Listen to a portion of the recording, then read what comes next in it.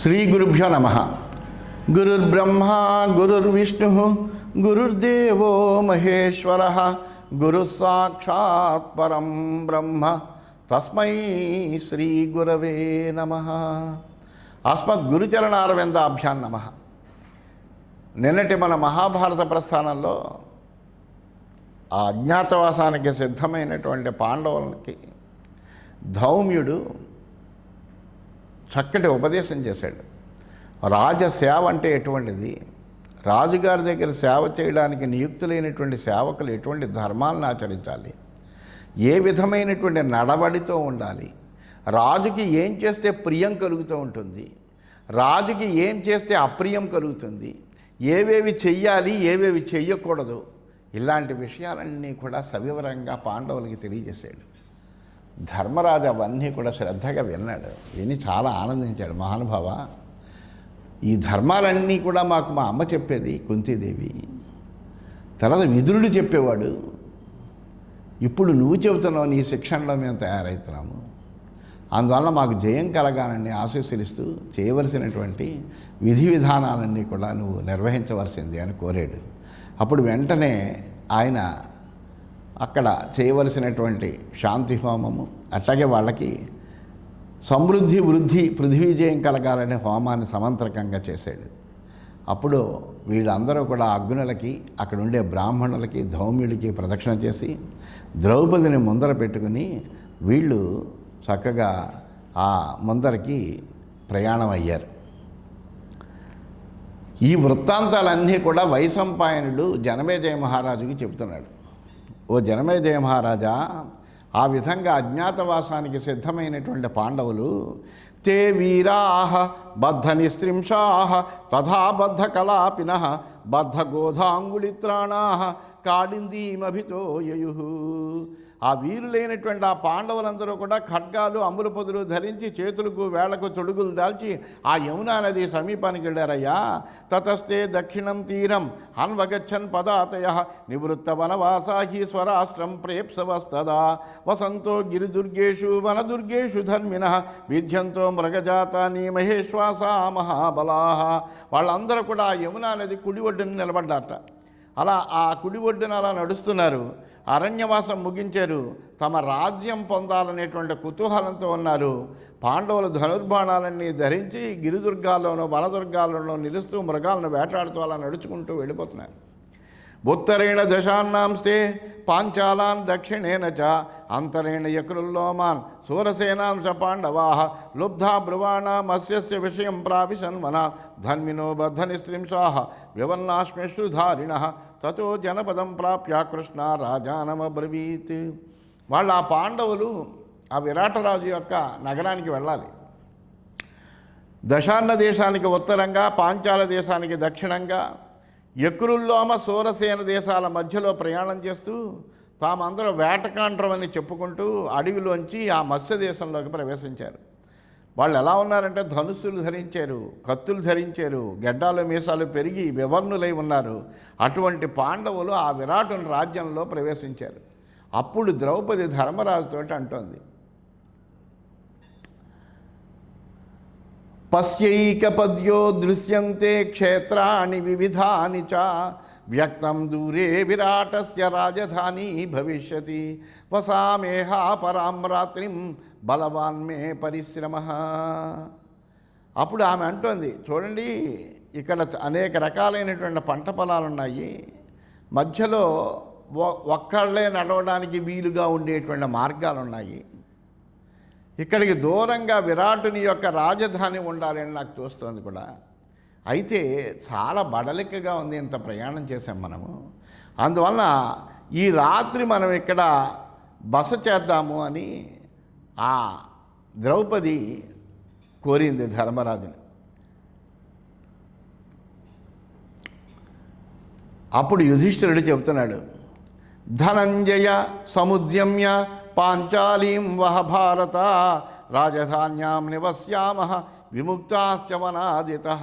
ధర్మరాజు చెప్పాడు, అర్జున, ఈరోజు అడవి నుండి బయటపడి విరాటుని రాజధానిలోనే బస చేద్దాం మనము, అందువల్ల నువ్వు ఉత్సాహంతో ఆ ద్రౌపదిని ఎత్తుకుని రా, ఎందుకంటే పాపం ఆమె బడలికతో ఉంది కాబట్టి ఆమెని నువ్వు జాగ్రత్తగా తీసుకుని రావయ్యా అని అన్నాడు. అని తామాదాయ అర్జునస్తోన్నం ద్రౌపదీం గజరాడేవ సంప్రాప్య నగరాభ్యాసం అవతార యదర్జున. ఎప్పుడైతే యుధిష్ఠిరుడు అలా ఆజ్ఞాపించాడు, వెంటనే అర్జునుడు ఒక భద్రగజంలాగా ఆమెను ఎత్తుకుని నగర సమీపానికి తీసుకొచ్చి దింపాడు. సరాజధానీం సంప్రాప్య కౌంతేయో అర్జునమబ్రవీత్ క్వాయుధాని సమాసజ్య ప్రవేక్షామః పురం వయం. రాజధానికి వచ్చారు. వీళ్ళందరి చేతుల్లోనూ ఆయుధాలు ఉన్నాయి. ఇప్పటి వరకు అంటే వనవాసంలో ఉన్నారు, వీళ్ళకి ఆయుధాలతో ఎక్కువ పని ఉంది. ఇప్పుడు వీళ్ళు రాజుగారి దగ్గర కొలువులో ఒక్కొక్కళ్ళు ఒక్కో పని చేద్దాం అనుకుంటున్నారు. వీళ్ళకి ఈ ఆయుధాలతో పనేమీ లేదు. అందువల్ల ఈ ఆయుధాలను ఎక్కడొక్కడ భద్రపరచాలి. అలా భద్రపరిచి మనం మొరప్రవేశం చేద్దాము అని అన్నాడు ధర్మరాజు అర్జునుడితోటి. సాయుధాశ్చ ప్రవేక్షామః వయం తాతపురం యది సముద్వేగం జనస్య కరిష్యామో న సంశయ. మనం ఇలా ఇన్ని ఆయుధాలతో నగరంలో ప్రవేశిస్తే ప్రజలకు భయం కలుగుతుంది, వీళ్ళెవర్రా బాబు అని. అందువలన అటువంటి సందేహం కలగకుండా ఈ ఆయుధాలన్నీ ఒక చోట పెట్టి అప్పుడు మనం పెడితే చాలా బాగుంటుంది. అందులో నీ గాంధీవం, ఆ అర్జునుడిదే మహాధనుస్సు, అది గాంధీవం ధనుస్సు. అందువల్ల అదే చెబుతున్నాడు, గాంధీవంచ మహద్గాఢం లోకే చ వీతం నృణాం తచ్చేదాయుధమాదాయ గచ్చామో నగరం వయం క్షిప్రమస్మాద్విజానీయు మనుష్యానాత్ర సంశయ. నీ గాంధీవ ధనస్సు చూశారంటే ఈ గాంధీవం ధరించినటువంటి వాళ్ళు అర్జునుడని ప్రపంచమంతా తెలుసు. అందువలన దీన్ని తెలుసుకుని నగరంలోకి వెళితే కనుక ప్రజలు మనల్ని కనిపెట్టే ప్రమాదం అన్నది గుర్తిస్తారు, అందులో ఏ విధమైన సందేహం లేదు అన్నాడు. తతో 12 వర్షాన్ని ప్రవేష్టవ్యం వనే పునః ఏకస్మిన్నపి విజ్ఞాతే ప్రతిజ్ఞాతం హీనస్తథా. ఏ ఒక్కడు మనల్ని గుర్తించినప్పటికీ మళ్ళీ 12 సంవత్సరాలు మనం వనవాసం చేయాలి. ఆ విధంగా మనం ప్రతిజ్ఞ చేశాం. అందువల్ల మన ఎవరు గుర్తించకూడదు కాబట్టి ఈ ఆయుధాలన్నీ దాచాలి అని చెప్పాడు. అప్పుడు అర్జునుడు చెప్తున్నాడు, ఇయంకూటే మనుష్యేంద్ర గహనా మహతీషమి భీమశాఖా దురారోహ శ్మశానస్య సమీపతః. అప్పుడు అర్జునుడు చెప్పాడు, ఓ రాజా, ఇగో ఈ పొలిమేరలో ఓ పెద్ద జమ్మి చెట్టు ఉంది, చూసుకో. మంచి బ్రహ్మాండమైనటువంటి కొమ్మలతో శాఖోపశాఖలుగా విస్తరించి ఎక్కడానికి కూడా భయంకరంగా ఉంది అది. పైగా అది శ్మశానానికి దగ్గరలో ఉంది. శ్మశానం దగ్గర ఉండేటువంటి చెట్లు ఎవరు ఎక్కడ గమ్ముని. అందువల్ల ఈ నిశ్చల ప్రదేశంలో దీని దగ్గర ఉంచితే బాగుంటుందేమో. నచాపి విద్యతే కశ్చిత్ మనుష్య ఇతి మే మతి యోస్మాన్ విదధతో ద్రష్టా భవేత్ శస్త్రాణి పాండవాహ. ఇక్కడ ఒక్క మానవుడు కూడా కనిపించడం లేదు. అందువల్ల మనం ఇక్కడ ఆయుధాలు పెడితే మనల్ని ఎవరు చూడరు నా ఉద్దేశం అన్నాడు. ఉత్పదేహి వనే జాత మృగవ్యాళ నిషేవితే సమీపే చ శ్మశానస్య గహనస్య విశేషతః సమాదాయ ఆయుధం శమ్యాం గచ్చామో నగరం ప్రతి ఏవమత్ర యథాయోగం విహరిష్యామ భారత. ఈ చెట్టు చాలా ఎత్తైన ప్రదేశంలో కూడా ఉంది, ఈ తోవకు కూడా చాలా దూరంగా ఉంది. క్రూర మృగాలు సర్పాలు దీని నిండా కూడా ఉన్నాయి, పైగా శ్మశానంలో ఉంది. అందువలన ఈ సెమీ వృక్షం మీద మన ఆయుధాలు భద్రపరిచి మనం నగరంలోకి వెళదాం మహారాజా, మనం సుఖంగా నగరంలోకి వెళ్ళి ఉండొచ్చు అని చెప్పాడు. ఏవముక్త్వాస రాజానం ధర్మరాజం యుధిష్ఠిరం ప్రచక్రమే నిధానాయ శస్త్రాణం భరతర్షభ. అర్జునుడు ఈ విధంగా ధర్మరాజుతో చెప్పాడు. చెప్పి ఆయన యొక్క అనుమతి తీసుకున్నాడు. తీసుకుని ఆ చెట్టు మీద ఆయుధాలు నిక్షేపించడానికి ఆ ఆయుధాలన్నీ తీసి అందరూ కూడా అక్కడ పెట్టారు అదంతా చేయడానికి. అప్పుడు వెంటనే ఆయన అక్కడ దాన్ని ఉంచడానికి ఆయన ప్రయత్నం చేశాడు. ఏన దేవాన్ మనుష్యాంశ సర్వాంశైకరథో అజయత్ స్ఫీతాన్ జనపదాంశాన్యాన్ అజయత్ గురుపంగవ తదుదూరం మహాఘోషం సంపన్న బలసూదకం సూదనం అపద్యం అకరోత్ పార్థ గాంధీవం సుభయంకరం. తనకి ఎవ్వరు తోడున్నా లేకపోయినా మనుష్యులందరినీ దిక్కులను కూడా జయించేందుకు ఉపకరించింది ఏమిటయ్యా అంటే ఈ గాంధీవ ధనస్సే. గొప్ప అల్లెతాడుతోటి ఉన్నటువంటి బలవంతుల్ని సహితము సంహరించగలిగినటువంటిది భయంకరమైనటువంటిది ఆ గాంధీవం. ఆ గాంధీవం యొక్క నారిని ఆయన విప్పాడు, వదిలించాడు. అంత ప్రశస్తి కలిగించినటువంటిది ఆ గాంధీవం. అందువలన దాన్ని ఆ చెట్టు మీద కట్టి పెట్టేటట్టుగా ఆయన నిశ్చయం చేసుకున్నాడు. ఏన వీర కురుక్షేత్రం అభ్యరక్షత్ పరంతప అముంచద్ధనుషస్తస్య ద్యామక్షయ్యాం యుధిష్ఠిర. కురుదేశాన్నంతటినీ కూడా రక్షించినటువంటి విల్లది. అటువంటి దాని యొక్క అక్షయమైనటువంటి నారిని ధర్మరాజు కూడా ఇంటి నుండి సదిలించాడు.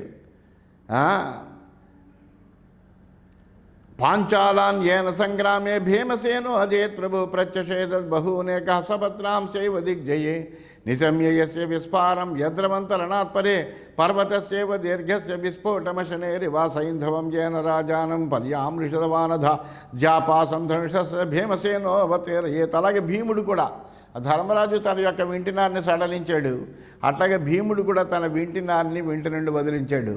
ఈ విధంగా వాళ్ళందరూ కూడా తమ యొక్క విల్లంబులన్నింటినీ కూడా వాటికి కట్టబడినటువంటి అల్లెతాళ్ళని విదిలించినటువంటి వాళ్ళై, మరి ఆ భీమసేనుడు కూడా వీళ్ళు కూడా సామాన్యమైనది ఏం కాదు. యుద్ధంలో అనేక మందిని జయించినటువంటిది, దిగ్విజయంతో అనేక మంది శత్రువుల్ని ఒక్కడే ఆ వింటితో నిలవరించాడు కూడాను. అలాంటి ఆ ఆయుధాలన్నీ కూడా వాళ్ళు అక్కడ కట్టడానికి ఆ చెట్టు మీద పెట్టడం కోసమని అందరూ కూడా అలా తీశారు. అజయత్ పశ్చిమామాసాం ధనుష ఏన పాండవ మాద్రీపుత్రో మహాబాహు తామ్రాస్యో మితభాషితాతస్య మౌర్యం అపాకర్ష సోర సంక్రందనో యుధి కులేనాస్య సమోరూపే యస్యేతి నకుల స్మృత. అలాగే నకులుడు పశ్చిమ దిక్కుకి దండయాత్రకు వెళ్ళినప్పుడు వాళ్ళందరినీ కూడా తన యొక్క విల్లుతోటి ఆ ఆయుధంతో ఆయన జయించాడు. మంచి దీర్ఘమైనటువంటి భుజాలు కలిగినటువంటి వాడు, మాద్రీపుత్రుడు, ఎక్కువగా మాట్లాడ్డాడు. ఆయన చాలా మితభాషి, మంచి బ్రహ్మాండమైనటువంటి బంగారుమయమైనటువంటి వర్ణంతో మేనిఛాయి కలిగినటువంటి వాడు, గొప్ప అందగాడు. ఆ వంశంలో అతనితో సమానమైనటువంటి రూపము అందము ఎవరికీ లేదు అసలు. అందుకే అతన్ని నకులుడు అన్నారు. ఆ కులంలోనే ఎవరు లేట అతనితో సమానమైనటువంటి వాళ్ళు. అటువంటి ఆ నకులుడు కూడా తన వింటిని కూడా ఆ నారిని విదిలించి అక్కడ పెట్టాడు. దక్షిణాం దక్షిణాచారో దిశమ్యేనాదేత్ ప్రభు ఆపద్యం అకరోత్ వీర సహదేవ తదాయుధం. అలాగే సహదేవుడు దక్షిణ దిక్కునంతటినీ కూడా దిగ్విజయాత్రలో జయించినవాడు, ఆయన కూడా తన వింటిని యొక్క నారిని విప్పాడు. ఖడ్గాంశ దీప్తాన్ దీర్ఘాంశ కలాపాంశ మహాధనాన్ విపాఠాన్ క్షురధారాంశ ధనుర్నిదధుస్సహ. మెరిసేటువంటి పొడవైనటువంటి కత్తులు ఉన్నాయి వాళ్ళ దగ్గర, అవన్నీ సంపన్నమైనటువంటి అమ్ముల పొదులు, చొరకత్తులు, ధనుస్సులతో కలిపి వాటినన్నింటినీ కూడా ఆయుధాలన్నింటినీ కట్టేశారు. అధాన్వశాసన్నకులం కుద్దీపుత్రో యుధిష్ఠిర ఆరుహ్యేమాం శమీం వీరం ధనుం శ్వేతాని నిక్షిప. వెంటనే ధర్మరాజు నకుల్ని పిలిచాడు. ఓ నకులా, ఈ చెట్టెక్కి ఈ ధనుస్సులన్నీ దీని మీద పెట్టు నువ్వు అన్నాడు. తాం ఉపారుహ్య నకులం ధనుషి నిరదే స్వయం యాని తస్యావకాశాన్ని దివ్య రూపాణ్యమనతి యత్ర చాపశ్చత సవైతిరో వర్షాణి వర్షతి తత్ర తాని దృఢై పాసై సుగాఢం పర్యబంధత శరీరంచ మృతశ్చేకం సమభద్రంత పాండవాః వివర్జయిష్యంతి నరాః దూరాదేవ శమీమిమామబద్ధం శవమత్రేతి గంధమాగ్రాయ పూతికం అశీతి శతవర్షేయం మాతాన ఇతి వాదినః కులధర్మోయమస్మాకం పూర్వైరాచారితోపి వా సమాసజ్వాధ వృక్షేస్మిన్ ఇతి వై వ్యాహరంతి తే ఆగోపాలా విపాలేభ్య ఆచక్షాణా పరంతపా జగ్ముర్నగరాభ్యాసం పార్థాః శత్రునిబర్హణాః. అప్పుడు ఆ నకులుడు చెట్టెక్కాడు. దాని త్వరలో స్వయంగా ఈ ధనుసులను ఇతరములైనటువంటి ఆయుధాలను దాచాట. అతనికి అవన్నీ కూడా దివ్య రూపాలుగా అనిపించేట. అక్కడ వర్షం ఎలా పడుతుందంటే ఏటవాలుగా పడుతుంది, ఇలా తిన్నగా పడదు. అందువల్ల ఈ త్వరలో ఇలా పెట్టడం వల్ల, చెట్టు ఇలా ఉండడం వల్ల ఆ వర్షానికి ఈ ఆయుధాలు ఏవి కూడా తడవు. వాటిని గట్టిగా తాళ్లతో కట్టాడు. ఒక మృత శరీరాన్ని ఆ చెట్టుకు కట్టారు. దూరం నుంచే దాని దుర్వాసన తగిలి ఇక్కడ ఏదో శవం కట్టబడిందని నల్లు అనుకుని ఆ జమ్మి చెట్టుకు దూరంగా వెళ్ళిపోతారు. ఎవరైనా అడిగితే చెబుదామనుకున్నారు, మా తల్లి 180 ఏళ్ల ముసలి అని చెబుతూ ఇది మా వంశాచారం, మా పూర్వులంతా ఎలా చేశారు అని అక్కడ ఉండేటువంటి గోపాలకు, గొర్రెల కాపలకు చెబుతూ శత్రు సంహారకులైనటువంటి పాండవుల నగరం దగ్గరికి చేరారు.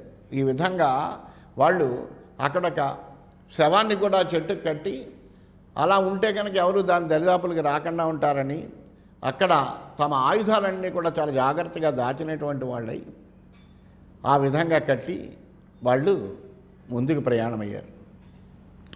జయో జయంతో వియహ జయస్యేనో జయద్బల ఇది గుహ్యాని నామాని చక్రే తేషాం యుధిష్ఠిర. వీళ్ళకి మరొక రకమైన రహస్య పేర్లు కూడా పెట్టాడు ధర్మరాజు. జయుడని, జయంతుడని, విజయుడని, జయసేనుడని, జయద్బలుడు అని పాండవులు 5 క్రమంగా ధర్మరాజు రహస్య పేర్లు పెట్టాడు. తతో యథా ప్రతిజ్ఞాభిప్రావిశన్నగరం మహత్ అజ్ఞాతచర్యాం వస్యంతః రాష్ట్రే వర్షం త్రయోదశం. 12 సంవత్సరాలు వనవాసం పూర్తి చేశారు వాళ్ళు. 13వ సంవత్సరం అజ్ఞాతవాసాన్ని పూర్తి చేయవలసి ఉన్నది. అటువంటి సమయంలో తమ యొక్క ప్రతిజ్ఞకి అనుగుణంగా ఈ 13వ సంవత్సరం అజ్ఞాతవాసం ఎవ్వరికీ తమను గుర్తించనిటువంటి విధంగా తాము ఉండాలని భావించినటువంటి వాళ్ళై పాండవుల పట్ల ఎంతో గౌరవం కలిగినటువంటి వాడు విరాటరాజు కాబట్టి, అలాగే ఆ విరాటరాజు యొక్క రాజ్యం అంతా సుభిక్షమైనటువంటి సస్యశ్యామలమైంది, దేనికి లోటు లేనిది అని తెలుసుకున్నటువంటి వాళ్ళై ధార్మికుడైనటువంటి విరాటరాజు కొలువులో తాము ఉంటే కనుక తమకు క్షేమమని, తమ జాడ ఇతరులకి తెలవదని భావించినటువంటి వాళ్ళై ఎవ్వరికీ ఏ విధమైనటువంటి అనుమానము రానటువంటి రూపములను ధరించినటువంటి వారై ఒక్కొక్కళ్ళు ఒక్కొక్క రకమైనటువంటి వృత్తిని ఎంచుకున్నటువంటి వాళ్ళై చాలా జాగ్రత్తగా ఈ అజ్ఞాతవాసం పూర్తి చెయ్యాలి అనేటువంటి ఒక లక్ష్యాన్ని నిర్దేశించుకున్నటువంటి వాళ్ళై ఆ పాండవులు ఆ విరాటుని నగరంలో ప్రవేశించారు. ఇది శ్రీమన్మహాభారతే విరాట పర్వణి పాండవ ప్రవేశ పర్వణి పురప్రవేశే అస్త్ర సంస్థాపనే పంచమోధ్యాయ. ఈ విధంగా శ్రీమన్మహాభారతంలో విరాట పర్వంలో పాండవ ప్రవేశ పర్వం అనేటువంటి ఉపపర్వంలో ఆయుధముల యొక్క నిక్షేపణం అనేటువంటి 5వ అధ్యాయము పూర్తయింది. మనము 6వ అధ్యాయంలోకి ప్రవేశించాం.